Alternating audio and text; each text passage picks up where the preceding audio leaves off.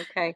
Well, then I guess we'll just get started. I scheduled this for a 90-minute, but if we get done earlier, that's greater. I just thought, well, just, better safe than sorry. And while we get everybody here on our inaugural meeting, then we'll just kind of hang out, and when it ends. I'm Shawnee Cease. I live in Orange County. That's the home of the Tar Heels. And I adopted the team. I'm actually from Michigan. So I'm saying go blue, but now I'm a huge Tar Heels fan. Um, and I just wanted to welcome you all here today. Thank you for taking your time out on your Saturday. I promise you that we will not meet on a Saturday again. The reason I picked this date was because people, there was some delays in responses for time. And instead of making a meeting at the last minute, I thought, well, we'll just do it now and then we can decide later. Thursdays was the most popular day by far. So we'll get into that and make some decisions for our group. But before that, I would like to get to know everybody, have a chance. We'll be working together for a good year over some important topics and coming together from all these different perspectives and worldviews and all these wonderful things. And we're all reside here in North Carolina, and we all are here because we care about our elections, we care about our future, we care about our communities. And so I want to get to know all of you, and because we'll be working close together. So how about we start with Julius, since he was the first one to sign in today. So Julius, and everybody, when you get your name called, just tell us what you want us to know about you and, what's important to hear about you, okay? That's fair. This is a lot. I always suck at going first for introductions, but I'll do my best. My name is Julius Brittman. I'm a recent UNC Law graduate. I just graduated this past May, and I just passed bar, and so it feels good to be past all of my schooling. I'm currently in the U.S. Army. I'm currently at the JAG school here up at UVA. And so I'm in Virginia, so I'm currently not in North Carolina, but I am a resident of North Carolina. And I think I will be offering this perspective as to the military voting process and how it looks, because I will be navigating that myself this upcoming primary election. And so, yeah, go Heels. Oh, Julius, that's fantastic. I mean, as soon as you said JAG Corps, I thought about the Tom Cruise movie with Jack Nicholson. You can't handle the truth. So, yes, ma'am. Well, good. Congratulations. What an accomplishment. Thank you for joining us today. And I can't wait to hear your perspectives coming from the military. Thank you. Thank you. Okay, Glenda, how about you? Hi, I'm Glenda Weinert. I live in Asheville, North Carolina. I am a franchisee currently with Firehouse Subs, but have done a lot of years of community service and worked with our local Board of Elections, our local campaign processes, and I've also run for office in the past. I am a business entrepreneur, I think would probably be the best description. Married and have 2 boys, and I'm really looking forward to having this discussion and all the perspectives, because I know we all have one. It's just a way of trying to figure out how we compare those and share those and build a stronger process, like the conversation, so that people trust what's happening. And that's what's important to me. So thank you for having me. Well, thank you for coming, Glenda. And by the way, Firehouse Subs is one of my favorite subs of all time. So, well, maybe I can get you one and share one with the group. Oh, the next time I'm in Asheville, I'm coming to you. Please. Okay. Yes, ma'am. All right. How about Deandra? Thank you so much. Good morning, everybody. I'm Deandra Rose. I live in Durham, North Carolina, and I'm on the faculty at Duke University's Sanford School of Public Policy. I'm a political scientist, and I also direct Duke's Center for Politics. So I spend a lot of time thinking about the relationship between education and democracy and how we can help make sure that everyone has the opportunity to participate in our self-governance. So really excited about this effort, really excited to be connected with democracy warriors like you. So thanks for including me. Thank you so much, Deandra. I went on LinkedIn and I saw your repertoire of experience and education, and my mouth dropped open. I said, who am I to be leading this group with her on our team, you know? So welcome. It's going to be just a pleasure and an honor to work alongside you today in this next year. So thank you. Bill, I see you there. How are you? Tell us a little bit about you. You're on mute. You're on mute, Bill. Apparently his audio is not. We can't hear you, Bill. Okay, his audio is still not working, he said. Okay. That's okay, Bill. You can put something in the chat and then we can all say howdy do after we're done, okay? Nadine, how about you next? Hi, can you hear me? Yes, I can. Okay, sorry, I had an event right before this for undergraduate research, so I had to run across the campus. So I am a assistant professor at UNCW. I think I'm the southeastern coastal representative here. I'm an assistant professor. I teach political science. I have done some research in election administration about voting machines, and currently I'm working on a project about student voters, as well as some other papers about the cost of voting. So I'm happy to be part of this group. I'm substantively interested in, making elections better. So thank you for having me. Thank you so much, Nadine. And Wilmington, that's a beautiful area. So thank you for joining us today. Let's see who's next. Looks like Dan. And Daniel McCready.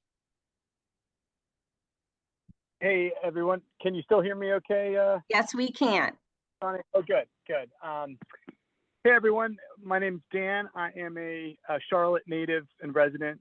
I'm a clean energy entrepreneur. I have a company that helps build solar farms in North Carolina and have 5 kids between the ages of 9 months and 12 years old. So I'm not currently getting a lot of sleep, but loving every minute of it.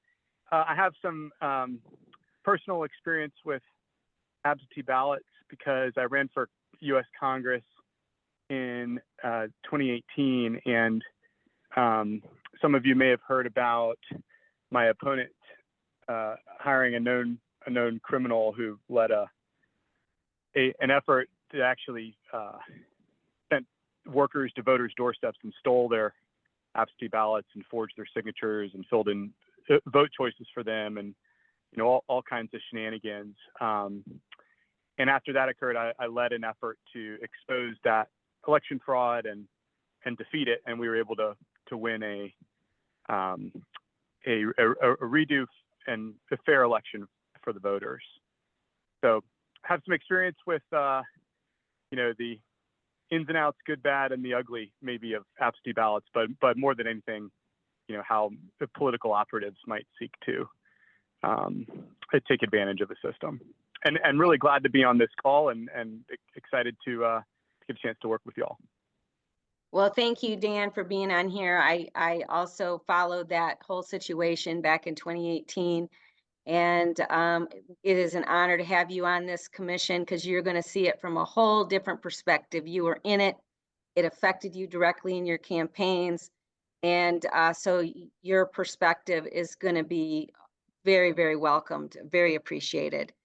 Bill, were you able to get on or no? Nope. Okay. So, well, welcome, Bill. Maybe next time we get to hear about you a little bit more, and I'll make sure that I set aside some time.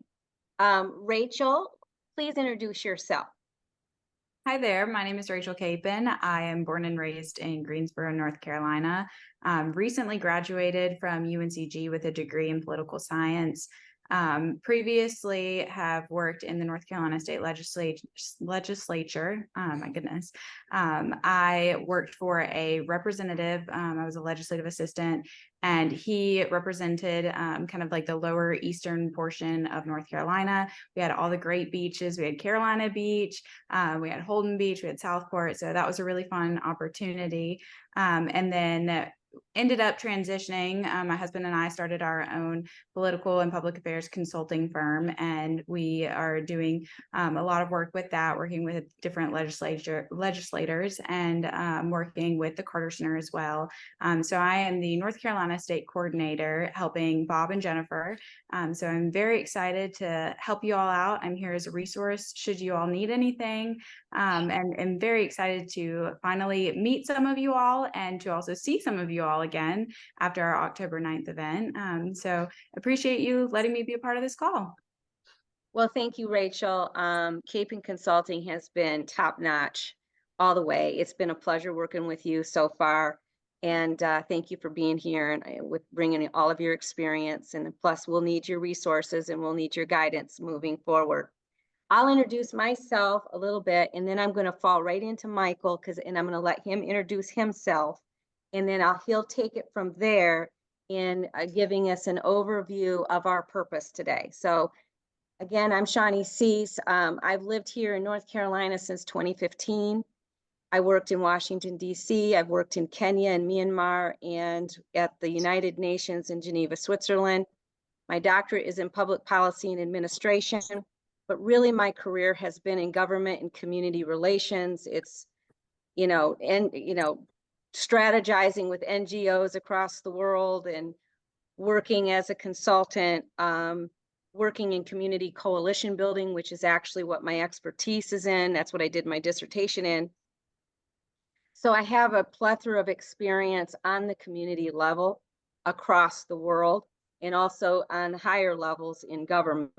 I was able to have the pleasure of working under the Obama administration with his task force on 21st century policing, where I handled his assessments and contributed to his report. And I also served as a consultant in Myanmar for their government as they were transitioning from a military dictatorship to a democracy.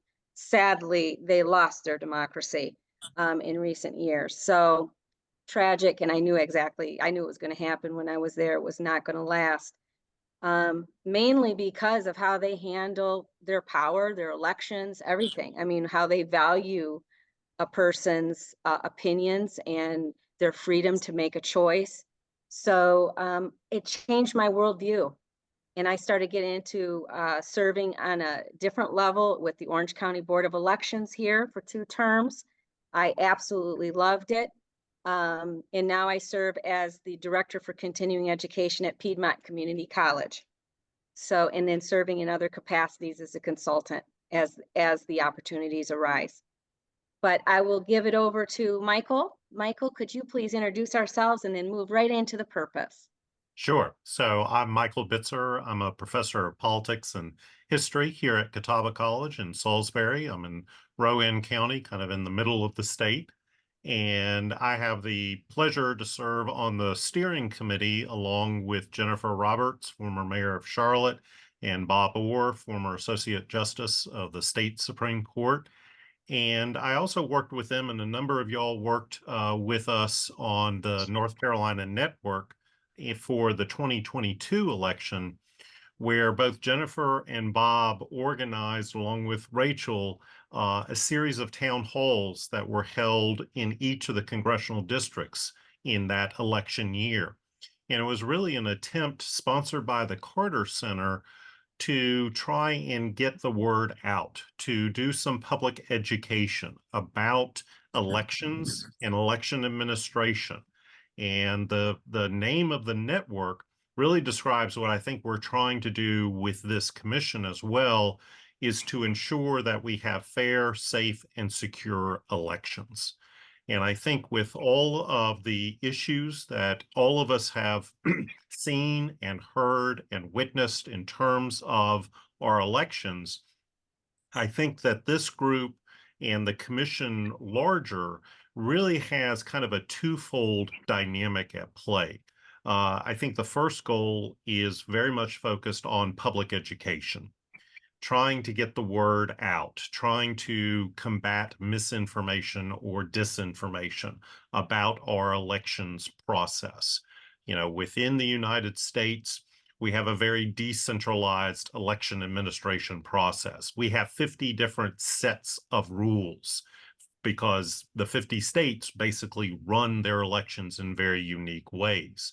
And what we decided to do coming out of those town halls and the feedback that we got was to think about what can we do and what can we build from the grassroots level to help North Carolinians understand their process of elections and election administration.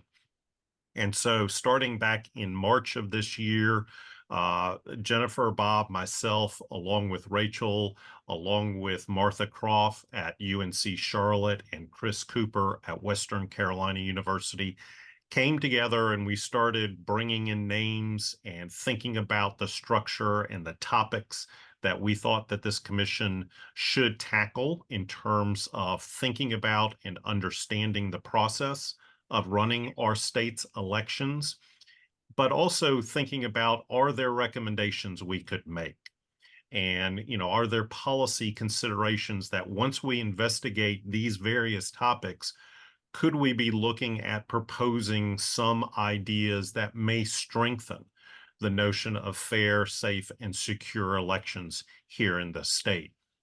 So I think ultimately the end product of what this entire commission is going to be doing is putting together information about our election systems. And then if we as a commission decide that there are policy recommendations and considerations to make, that could also be a component. So what I'd like to do is talk a little bit about the end point of getting there and then kind of work our way back through a calendar, basically starting in January. Yes. So the end product will be in December of 2024 when the commission would release its final report. Now, that is after the November 2024 election. We all, acknowledge that. But I think in terms of the timing, we will be hitting that after the intensity of next year's elections. And we will be able to then, with any possible recommendations, be at a perfect timing for when the General Assembly meets in January for their long session in 2025. The reason that we also decided to kind of take the time period from November, working our way back to basically the beginning of September, we all acknowledge that North Carolina is going to be at the center point, the battleground status of this state in the election. And we think that with everything going on, we can offer some information at that time, but the intensity is going to be focused on the election itself. And I think for this commission, what we're going to try and have by September of next year is the finalized drafts of each working group. So for this group in dealing with mail-in ballots, by September of next year, we will want to have our finalized draft version of what we want to contribute as the final report to the steering committee, and we will then start to work our magic and try and put everything together in a coherent fashion, kind of standardize all of the reports in terms of what we're finding and then what, if anything, we are proposing. Kind of working our way back from September to basically the end of June, that will be the initial draft of this working document from this committee. So by the end of June, our first stab at what we want to contribute to the full report will be submitted to the full commission. The full commission will then meet in July to review all of the working documents from each of the various subgroups and potentially offer suggestions, further questions, ideas that are spurred out of those working drafts that the groups can then take back and work over through July and August to prepare for the final submission. So really the bulk of the work for this group will occur between January and May of next year. And various groups are taking different strategies. I'm serving as a coach for this group. I am certainly not an expert per se on mail-in ballots, although like some of you, I've had some experiences with them and studied them in terms of the dynamics. But I'm also serving on the counting votes subgroup. And I think that that's a good match between these two because they will be dealing with the process after the mail-in ballots are received, what happens next. But certainly there will be some overlap, I think, between this process and that other group. And I can kind of help facilitate any kind of integration between the two various groups as needed. But I think for what we are looking at in January to May of next year is really up to us, this entire working group, to try and figure out how we want to approach it. I think the steering committee is looking for each group to have maybe one session a month dedicated to some topic, some aspect. We had the counting votes working group meeting yesterday, and what we generally decided was to start to build the basic information, the foundational knowledge about counting ballots and the various topics that we have within that, and then have a process by which the public would be able to read those working draft documents of foundational knowledge and then ask questions, submit questions to the group to provide some public input, some public feedback, and then we would tackle those questions in another series of meetings. So that working group decided, just for your reference, a kind of let's build the ship and then let the public have its input and then respond to the public. That is certainly one way to do it. Rachel has been on other working groups, and I'm sure that there have been different approaches taken with them, but that just is kind of a model that we can adopt, or we can choose to do something totally different as the will of the group is. I should note that this commission is a very organic commission. This is a grassroots-led initiative, and we are basically building this as we go along. So there are no kind of set rules. There's a timetable that we would like to kind of adhere to, but we develop as we see fit how we want to approach this particular topic. And as I noted in a list email that I sent a couple days ago, you know, when it comes to the notion of mail-in ballots, I think that there are a number of potential topics for this group to tackle and to consider.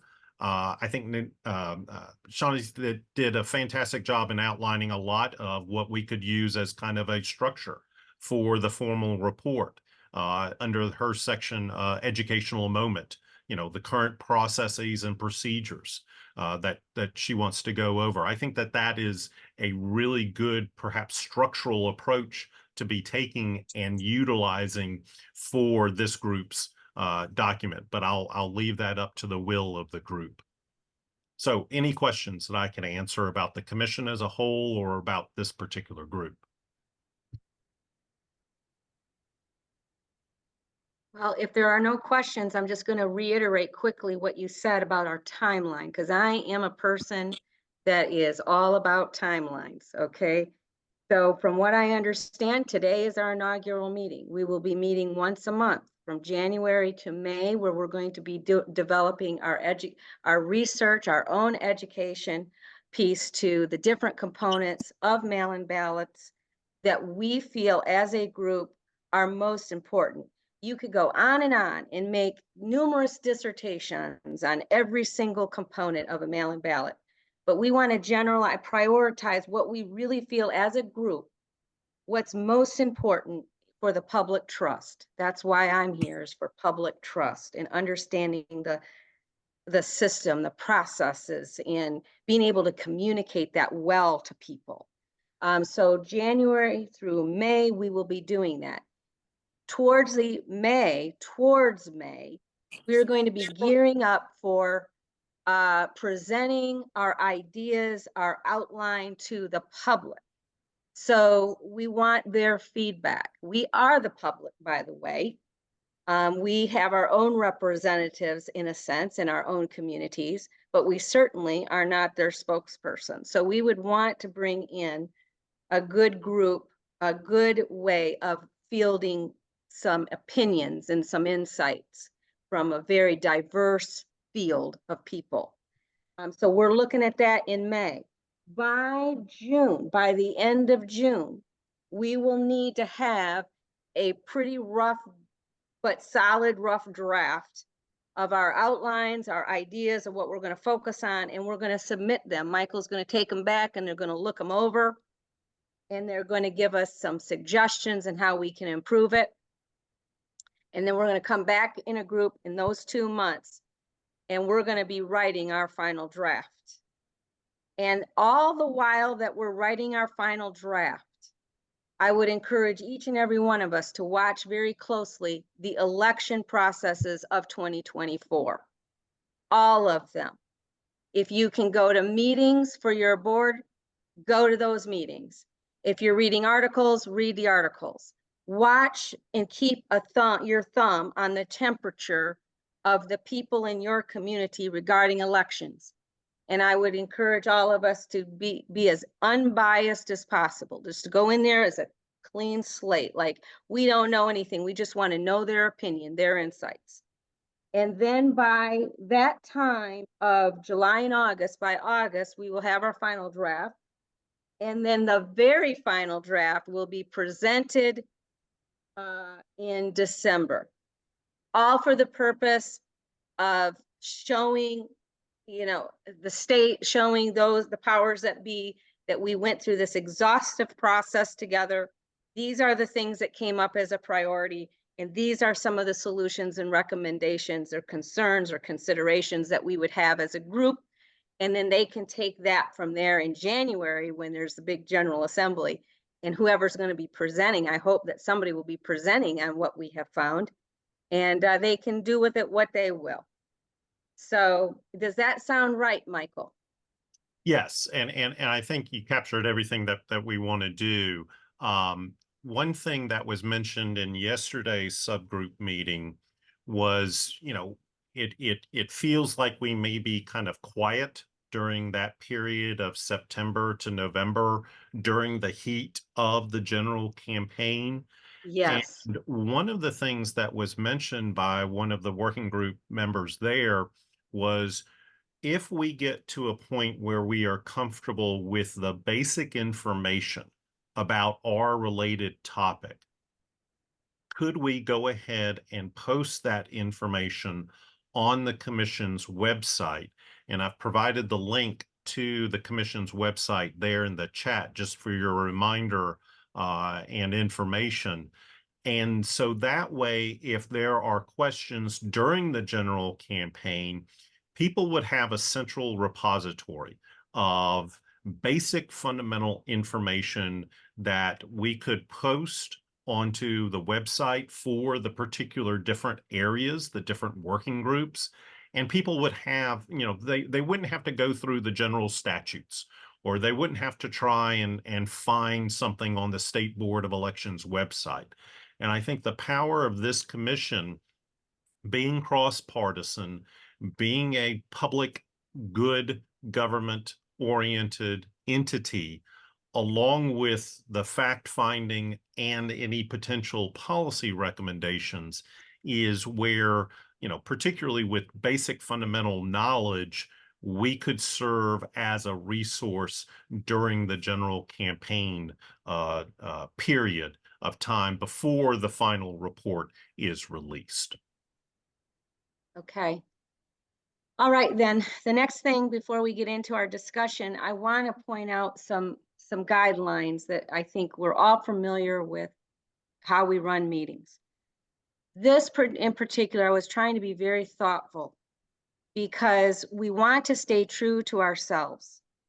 We each have a whole life of experiences, professional, personal. We have our differences in our worldviews, in our political standing, what party we're affiliated with.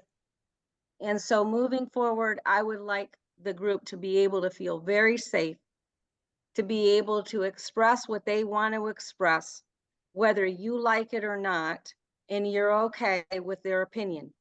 Because that's the problem today, is people want to say something and then they get shut down. I don't want this for our group. I want us to be respectful. I want us to have a spirit of seeking to understand and to keep an open mind. And also that we show a united front. One of the most important things that I wanted to, I guess, model when I was serving on the Orange County Board of Elections is that I was definitely on a different political side than the majority. And I respected them so much. And I said what I had to say. And at the end of the day, the vote was taken. We went with the vote, and I stood as united front.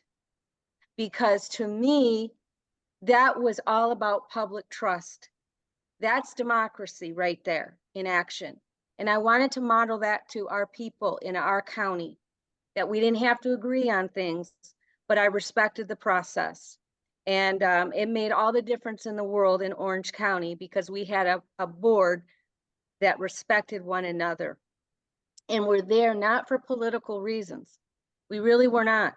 We were there for the right reasons, into overseeing an election, into ensuring that it went as it's supposed to go. We didn't have to agree with the rules that were sent through 2020. We didn't have to do anything like that. We didn't have to agree, but we followed the rule, which made all the difference in the world. So as we move forward this year together, to trust one another, to build that trust, and to be okay with differing opinions.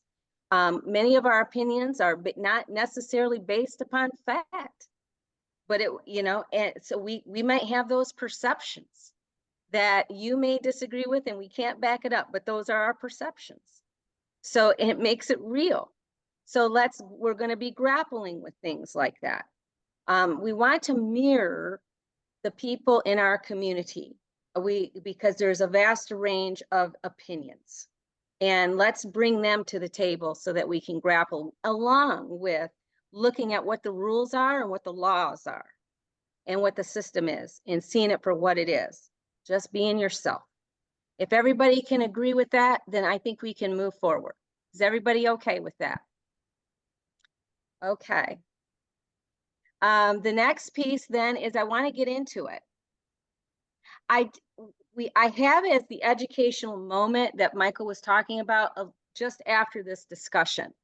But I want to spend a little bit of time just talking about mail-in voting without diving deep into the process, what you feel about mail-in voting. What's your perceptions?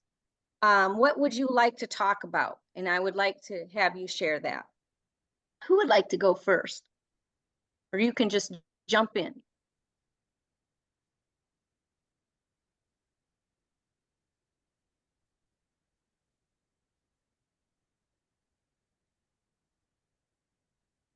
I'm going to pick on somebody. I was going to say, I'll take the first stab at this. Okay. I think part of the challenge. Donna, can you hear me? Can you hear me? Okay. Yes. So part of the challenge, at least both from I think conversationally in the community, as well as observing things at the Board of Elections level, I think there is I don't know if it's a perception. I think it's a blend of perception and reality together. That the ballots themselves, once they're mailed out and mailed back in, you're not really sure that the document you're getting is authentic. I think that in listening to the gentleman when he was introducing himself, of his observation that people steal the ballots, they fill them out for other people, they sign them, they're mailed in, and the Board of Elections is forced to deal with what's in front of them and doesn't have any way of really tracking it from the moment it's mailed until it's received, and what happens in that, my mind, in that void. And I think that that's a huge challenge for us to address. How do we look at that piece? Because I think that's where the distrust is created. So may I take the liberty, would you say that your concern would be chain of custody for Yes, security? yes, So it's the chain of custody. yes. Very good point. I actually mirror your point. That's the biggest thing about mail-in voting for me is the chain of custody. And just to assume that people are going to be honest is the wrong thing, and Dan can say to that. Yeah. So I have a problem with chain of custody right now. But how about anybody else? What about anybody else's thoughts? Well, let me just, this is Dan. Let me just jump in since I was just referenced. I think it's, I mean, there's a lot here. This is it's a very complex and sort of, wide ranging area. I think it's important to really,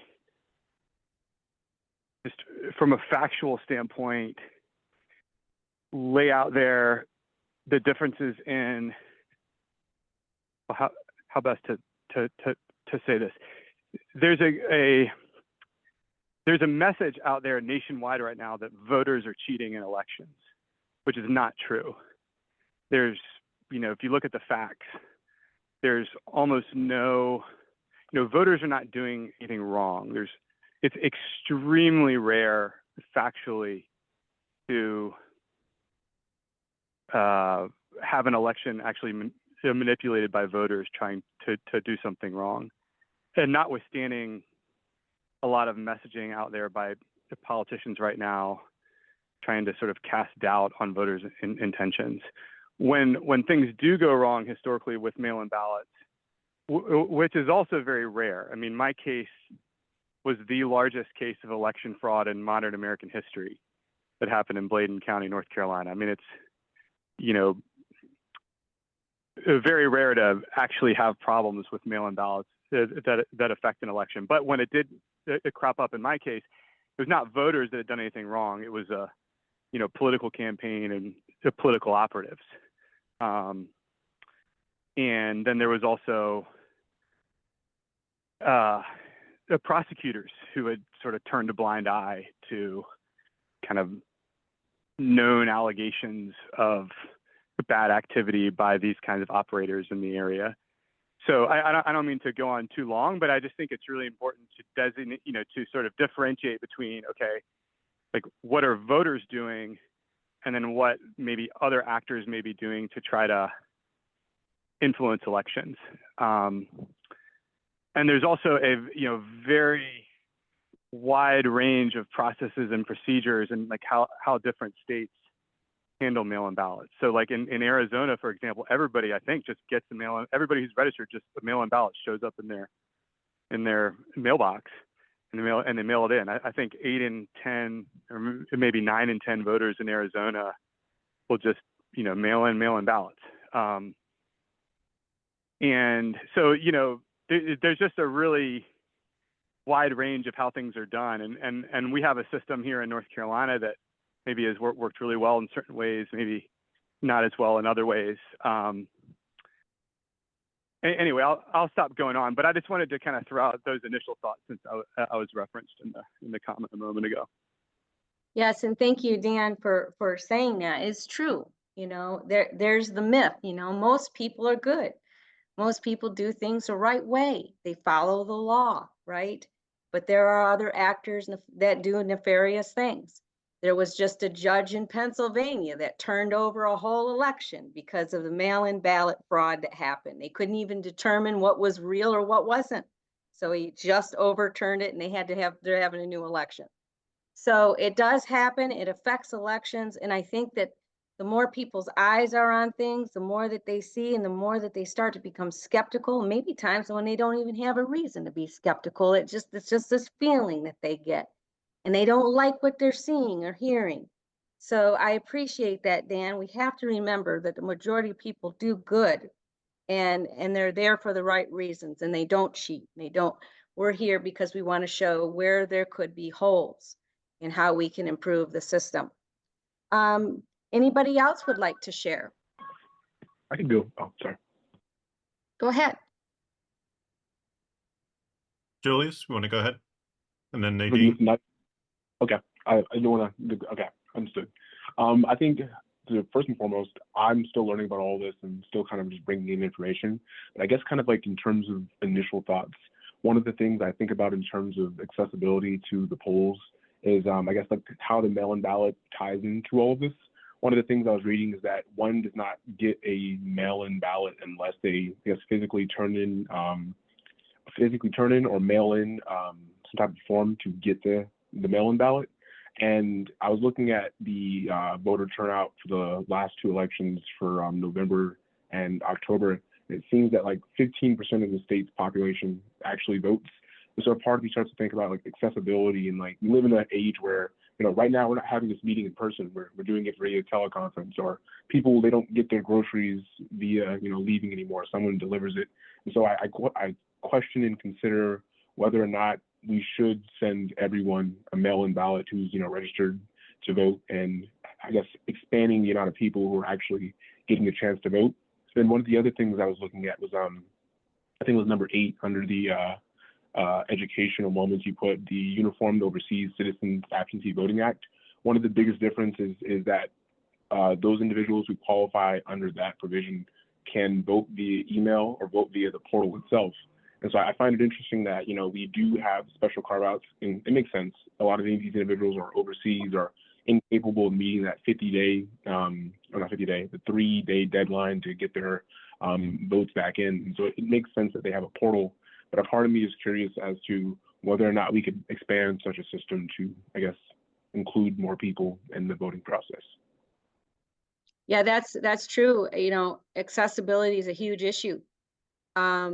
I know for me as a single mother, when I was younger, being a single mother of 3 kids, I had to vote. It would have been nice to be able to vote on a Sunday. You know, and those are times, of course, but we didn't have mail-in ballots then, I don't think. I mean, we had absentee ballots, but you had to give a very specific excuse of why you couldn't vote on that day. So the issues on accessibility are really important, and I'll write that down too. Who would like to go next? Shauna? Go ahead, Bill. Can you hear me now? Yes, sir, we can. Welcome. Good.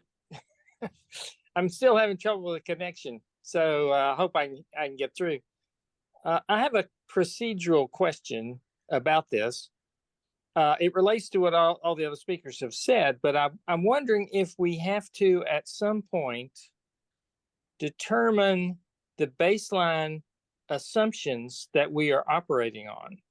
For instance, do we need to decide as a premise that mail-in ballots availability to all is important, or do we need to establish that simplicity in the availability of ballots is a goal? I mean, that's one of the things that I'm concerned about is there's a lot of cats running around the room here. So I pose that as a question because I've always remembered that old saying back from the 90s, keep it simple, stupid.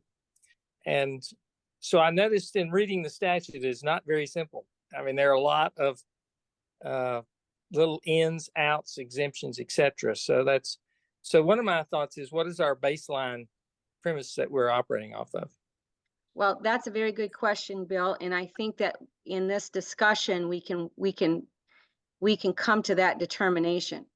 A lot of assumptions are made based upon, you know, where the conversation goes based upon perception and fact and all these little things, what then becomes important to us, where we want to start from. Also, developing those assumptions, as we all know, is a great way then to develop our data. You know, we can test that. We can test our assumptions. Right. And so yes, that I think that that's a very important piece to this bill. And I don't think that today we'll have those assumptions. We could begin to have those questions, and then maybe coming back in January after everybody's had some time to think about it, maybe that could be one of our homework pieces, is come up with 2 assumptions that you think are important that we start up. How's that for everybody? Let's come up with whatever it is. It doesn't have to be perfect, but maybe based upon your own worldview, based upon your own experiences in life and in with voting, what are some of the assumptions that you would like to start with? And we could narrow it down and see what we come up with in January. Is that good? So Good for that would be me. our, okay, so then let's do that. That's our first homework assignment. 2 assumptions that we will work from. Okay, Nadine? Yes, so one thing that I think we've been tiptoeing around it is that there is an idea, maybe it's an assumption, I guess, that mail-in balloting typically benefits Democrats over Republicans. And this is not like this is part of a bigger discussion, but we also have a problem with gerrymandering, and you know, the little details can have outsized consequences in some of these elections. And I think it's understood that mail-in, I think Dan can probably support this, that mail-in ballots are assumed to benefit Democrats. So increasing accessibility is sometimes seen that way. But also, to the simplicity discussion, there are a lot of extenuating circumstances that everyone should be able to vote. And mail-in ballots are a way of voting. And if you go to a polling place, they have all of these ADA accommodations. So it makes sense that sometimes voting by mail can be a little difficult, but everyone, if they want to cast their ballot, they should be able to. And I don't know every extenuating circumstance, but I think it's sometimes easy to say, oh, well, we'll just do all write-in ballots. What if you can't write? What if you need, like, what if you don't have hands? I tell my students, like, how can you vote if you can't, how can you do that? So I can see how things can appear to be more complicated, but these are real people who might have accessibility issues.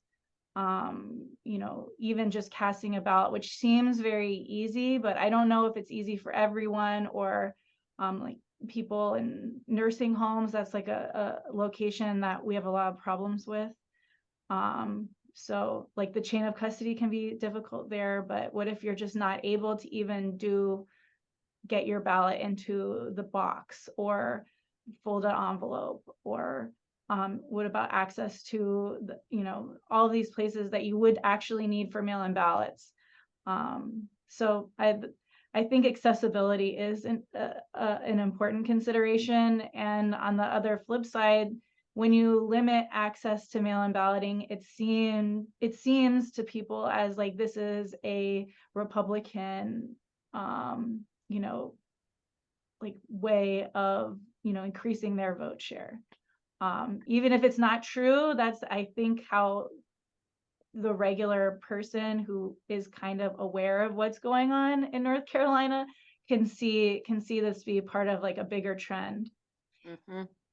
Yeah, that's a very good point, Nadine. The political back and forth, the finger pointing, and it's very real. And on both sides, they have arguments that they can back up from history. You're absolutely right. But once trust is broken, forget it. It's very hard to build up trust again. And that's why we're here. So we're trying to build up that trust. And a part of that is, that is very true. We dealt with that in the Republican side. I'm a Republican. And they didn't know what to think of me, because I'm not the normal Republican, I'm not the one that always follows the crowd, So that was one of the contentious pieces to it. They would always be harping on accessibility and what, don't vote for anything that the election can be held on a Sunday. And I would say, wait a minute. Sundays are sometimes the only places, especially nursing homes, people with disabilities. Oh my Lord. We don't, they're already in a nursing home, put away for whatever reason, and they need to have the opportunity to be valued as citizens. Their voice counts. So how do you make that happen? So there's arguments to both sides that are valid. I have a problem with chain of custody. And if we want to reach out to people in the nursing homes, how are we going to ensure that chain of custody? So I'm not willing, for me personally, I'm not willing to give up the election process to ruin any kind of like integrity of that process. There's got to be something that can be done. So that's why I'm here. I'm like, can't wait to find out what we're going to come up with. But thank you for bringing that piece up to it, because it is political in that sense. Yes, there's some trust issues there. Deandra? Thank you so much. I love everything that's been said. And I mean, it's interesting for me. I think my journey to this committee has been an interesting one. So I'm somebody who just loves to go to the polls. I've never actually trusted the mail-in process enough to try it. And I think this question of public trust is huge, because not only are we, trying to think big about democracy and how to ensure that everyone can vote, I think that we're recognizing increasingly this accessibility issue. And for me, the pandemic, the COVID-19 pandemic was the juncture that really made this issue, to my mind, one of the most important democracy issues of our time. It's like, how are we going to think outside of our normal boxes when it comes to recognizing that people have different needs when it comes to participating in democracy? So I guess the thing that I'm thinking about the most at this moment is the necessity of adequate resources to make sure that we're investing in our democratic process, and that if mail-in ballots are part of the menu of options that we're offering citizens, we have to make sure that we're doing this properly. So if it's supporting the Postal Service, if it's supporting, education for voters to make sure people know the appropriate deadlines and the dates by which they have to submit their ballots and have them postmarked. I think, one of the things I've noticed from research is that, people want to participate in democracy, but oftentimes they're nervous because they feel like they don't have enough information. And if they're afraid of making a mistake, they'll sooner sit it out. So they would rather not vote than vote incorrectly and end up in trouble with the law. So I think that, to have a system like this, to have opportunities like mail-in balloting is really valuable. And I hope that policymakers allocate enough resources for us to do it properly. That's very true. Great points, Deandra. You brought up the Postal Service. That's a huge thing in mail-in ballots. I can't tell you how many times that we had to deny a vote because the Postal Service delivered it. It had been delivered, but it was too late. And they would be sometimes arriving ripped. You couldn't. They would have to go through the process of curing their ballot. So it's very unfortunate. Again, as we become we grow as a society with technology. That's the other issue with mail-in ballots. We're going to be dealing with technology in ways that we can't even begin to imagine. And how do we protect our most sacred, our vote, one vote per person? How do we protect that amidst all the technology that's out there and all the actors that can have a part in it that can screw it up? And I have that's another problem that I have too. So you mentioned Postal Service and investing in the mail-in ballots in that system to have adequate resources to promote accessibility. Exactly right. And I would add also to make sure that there's enough in terms of education, so that when voters are mailing in ballots, they feel completely comfortable doing so. So I think, clarity about the deadlines and when it has to be postmarked and, just Yes. what could lead to an invalid ballot. I think those are the kinds of things that are just essential. Yeah, I agree. Many times, when you're out there in the polls and your people are coming up to the booth, whatever booth that they want to go to, the Democrats, man, they're just amazing at getting information out. Republicans, they just swirl around in a circle, seems like, like they don't know how to, that was one of the most frustrating things for me. Couldn't get out to the community. But it seems like the people that were going in to vote were pretty informed at the same time. It just appeared that way. That was my, perception. But I agree. It's like there's so many candidates, so many issues. Wouldn't it be nice to be able to click a button and say, who is this guy that's running for, treasurer over here for, for whatever, and just find out what he believes and what, if it aligns with what you believe, and that you could give him a vote if that's the case or not. So that educational piece to it, that would be so nice to have that one-stop shop. Here's your candidates for Orange County, or Wilmington area. And this is what they believe. Let's move forward, So very good points. On that note, I will continue on. I don't think I've missed anybody, have I? Does May anybody I else ask want to? one quick question? Sure.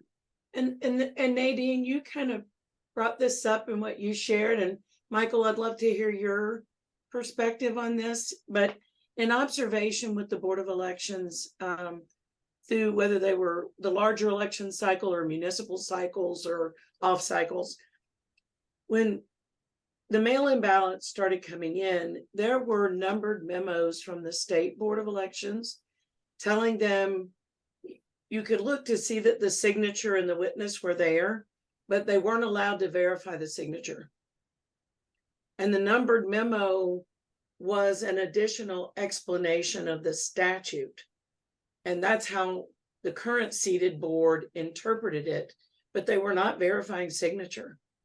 And I think sometimes those circumstances, again, back to Deandra's point, without education as to why, would you write present a numbered memo with that instruction? I don't understand it, but I just wonder if anybody else has a perspective on why would we not verify signature? And that goes back to my chain of custody and protecting the one person, one vote. But I Well, don't I'll tell you what, understand the when I memo. go ahead, Dan.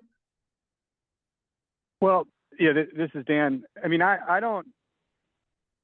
think personally, I haven't studied this issue extensively, but I think personally, I'm probably right now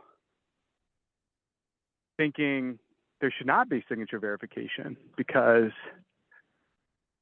like, people's signatures change over time, and why leave it to one person to say, oh, this is somebody's signature or it's not, especially if, kind of going back to my earlier point, there, actual voter fraud is just incredibly, incredibly rare, notwithstanding sort of a myth and a message that's being, perpetrated to say the contrary. So, I mean, like if you go back to that Arizona example I mentioned, I don't know if Arizona is exactly the state or not, but I know there's states out west that have decades history of mail-in ballots with no signature verification. People just send them in and they get counted. And voter fraud there is, almost non-existent, or certainly non-existent enough to not affect elections to, speak of. And it's a very simple process. And it's like, I think we should almost start from that baseline. There have been a number of comments on this call about wanting to make voting as accessible as possible. I think it would be an interesting thought experiment to start from the baseline of, well, like, what if everybody just got to send it in and you cut out all these middlemen who are involved with verifying things? And, I mean, should there be witnesses? Like, I don't know. I mean, I've got a business degree. My wife's got a law degree. When we look at a North Carolina mail-in ballot, that thing is so complicated. Like, if, we got to read it 10 times to feel like, we're certain that we're filling it out the right way. And so I just think it would be an interesting thought experiment for this group at some point to say, What if this was extremely easy? So we assume, which is the facts, that voters are not committing fraud. So what if this was as easy as possible? You cut out all this middleman stuff. Like, where would that lead us? And then if we ran into problems, say, okay, this might be insecure over here, this might not be safe over here, you know, then what would be the measures to you know, take at that point? And I just wonder if that would lead us to a place of saying, regardless of the messages that may be floating around, regardless of what North Carolina has done in the past, like, this is what we think would be the ideal system. Then we can match that up against what North Carolina actually does. And we may discover that what North Carolina is doing is pretty strong. We may discover that it's doing some things that doesn't need to be doing, or, you know, causing other problems. Well, the first thing is I had red flags over everything you said, most of the stuff you brought up, and for me. And that is the reason why we have these middlemen is for accountability. The reason why we have the stopgaps, I guess, is for prevention. I mean, elections means our freedom. And I don't personally believe that anybody that is anybody should be able to just go ahead and vote, because we need to verify who you are.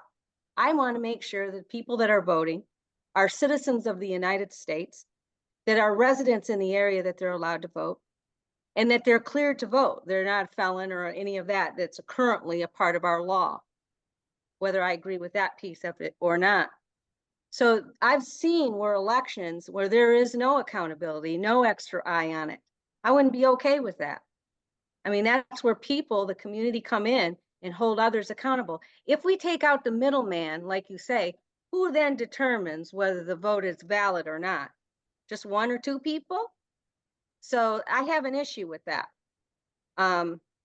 Anybody else have any thoughts on that? Let me just clarify. I'm not saying to mail in. I'm not saying that we should think about. And I'm not advocating for this right now. I'm just saying I think it's an interesting thought experiment. But I'm not saying that mail-in ballots should be sent to voters who are not registered. But a lot of states have automatic voter registration, and some states have decades of history where those registered voters get mail-in ballots in the mail and they send them in. It works extremely well. It's extremely efficient, and there's almost no fraud. So how do they determine, that's a question, great question, is how do they determine the validity and the eligibility of the person that's getting the ballot if it's just sent out to everybody? I think this is a good point. I don't know the answer to that question, but I think what this group could do, and we're encouraging other groups to do this as well, is if we come across or could find experts in this particular area and ask them to submit written information or to talk to us Yes. through these processes. You know, I think that this question is kind of indicative of utilizing resources outside of this group that could help us understand, frame the issue, look at different questions about it. And, you know, we have, I think my fellow political science colleagues would agree that this area of election administration and processes is a burgeoning field of research, and that there is enough scholarship out there that we could call upon some recognized experts and ask them, you know, we make up just a list of questions, and would you be willing to address these questions and speak to us via Zoom, you know, hearing Yes. or testimony or whatever we want to call it, to answer these kinds of components.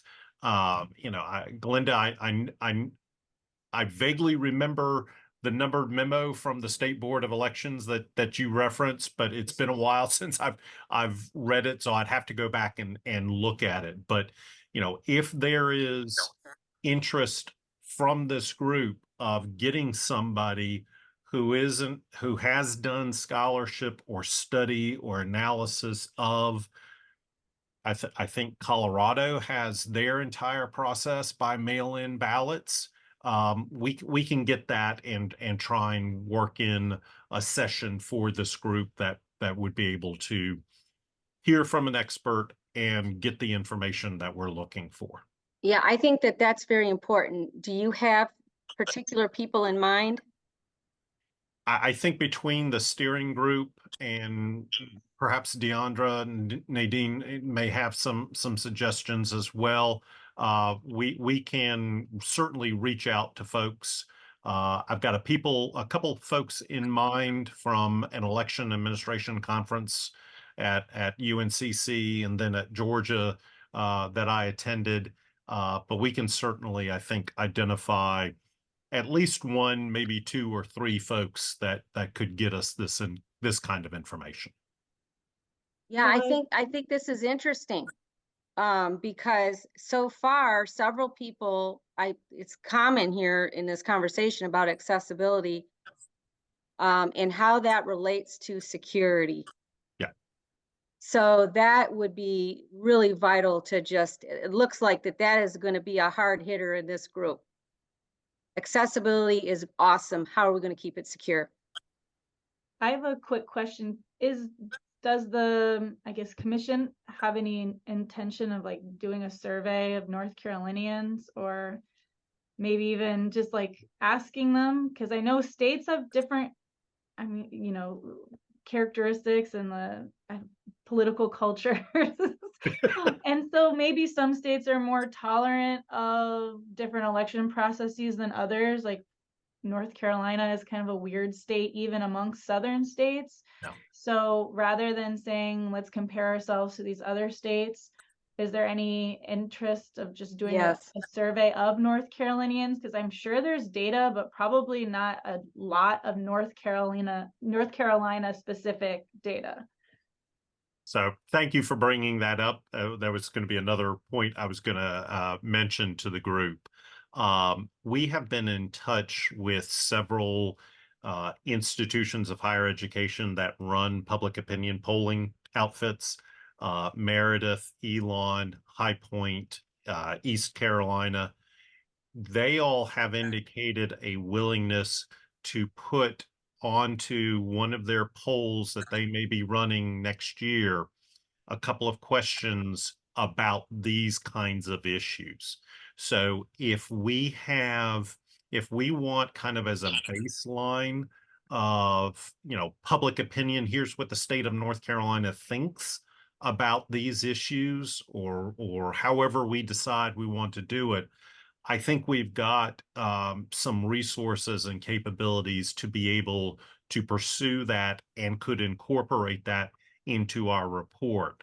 So what I would probably ask as maybe another homework assignment for folks to consider is what kind of general questions would you like to know what North Carolinians feel about a particular issue?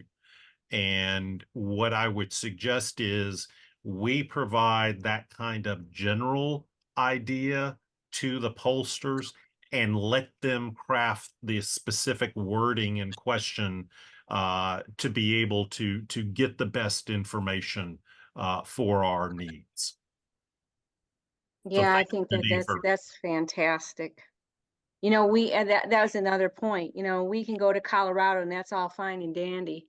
We want to learn what other people are doing and other states are doing. That's very important. But do we really truly understand the process of what North Carolina does? And I would love to be able to talk to somebody in authority like Rachel Raper, the director of the Orange County Board of Elections, or somebody at the state board who are just amazing at what they do, and they know the process of mail-in ballots, and they make it, when they talk about it, it's not so scary. It's just nice, just pure information. Could we have somebody like that come and just explain the process to us? I think from the understanding that I have been in touch with folks, particularly at the State Board of Elections office, they are willing to help this group in whatever way they can. And I think if we got Paul Cox, the general counsel, or somebody who works intimately with the counties on the mail-in ballot system, we could certainly get them to Well, keep with this group.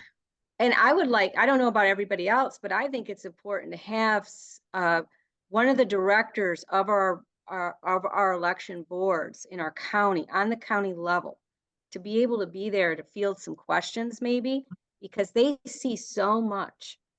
They get it from all directions. And wouldn't it be interesting to get their perspectives on where they see some of the problems coming from? You know, what do they see as some of the holes? Wouldn't that be interesting?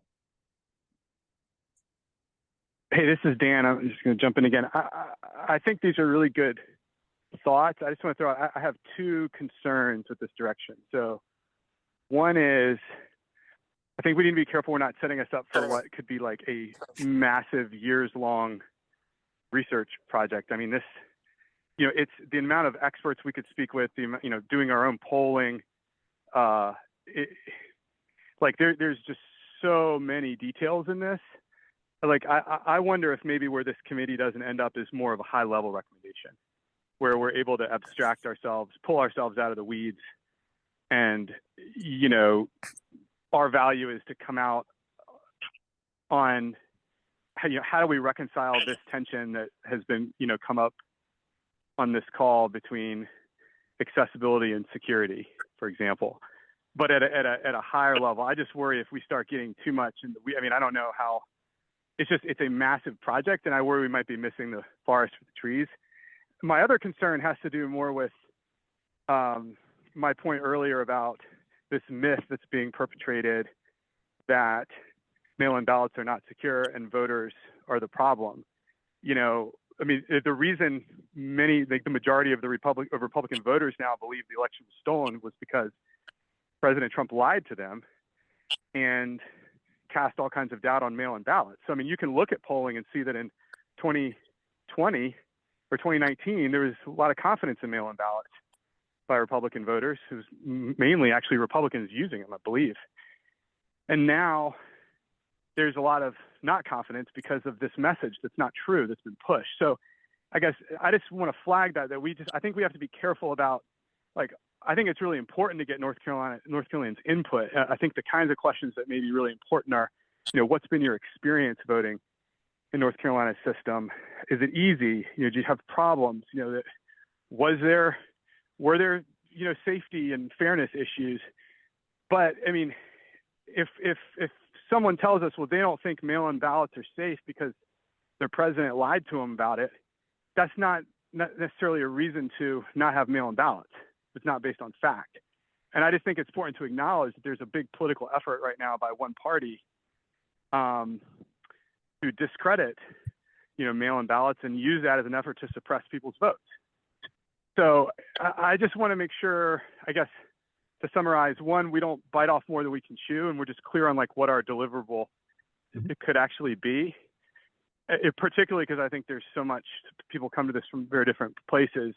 But two, if someone believes something because they've been lied to, does it serve someone else's political interest? You know, that's not necessarily a reason to make voting less accessible, you know, for them and other people. I mean, it's not a reason.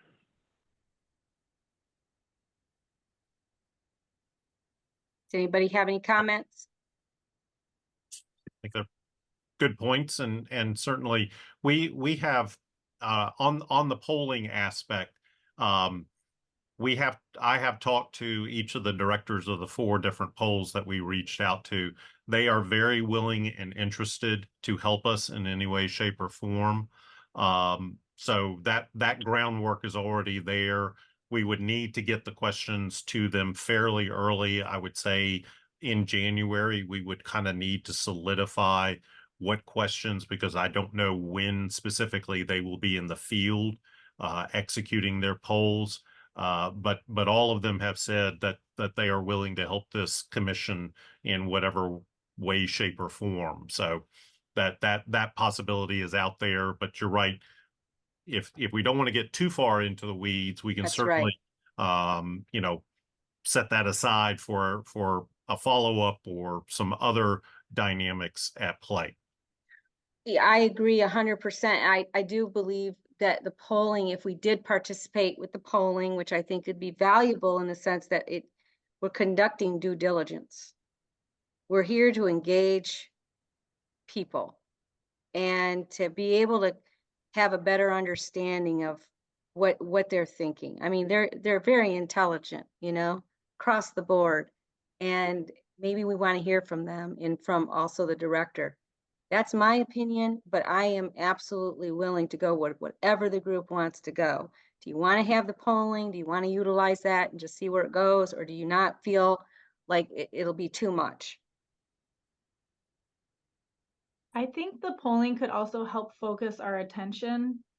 I mean, there's many issues that we could, like, little different paths we could go down, but if there's clear signals from the public that they're disturbed by X, Y, and Z, then that would kind of narrow the amount of work that we have to do and look at. That I can see that as being like an important thing that the poll could help us with. Yeah. Bill's got a question. Bill, go right ahead. Well, I guess I'm back to what we make of the poll. I'm interested in what a poll would show. I guess we might need to decide to what extent we are driven by a poll, or just see it as a collateral or additional information as a part of our due diligence. I thought maybe Dan was aiming toward the possibility that a poll might mislead us and send us off into a rabbit hole, when in fact the poll might just inform us but not drive our discussions necessarily. Does that make sense? Yes, it really does. Thank you, Bill. I can tell right now that you're going to be wonderful in helping us develop our, you know, our assumptions and our data and all that, keeping us on track. That's going to be wonderful. Yeah, I agree with you. I agree with you. I see it more as a collateral, you know, it's just something that's extra. It doesn't necessarily mean that we're going to be following the shiny object, but it's just something that we can use to just have a better idea of where people are. Right. Given that sometimes polls have been wrong. Yes. And sometimes they can be misleading based on the sample. So yes. I'm just always a little wary of polls.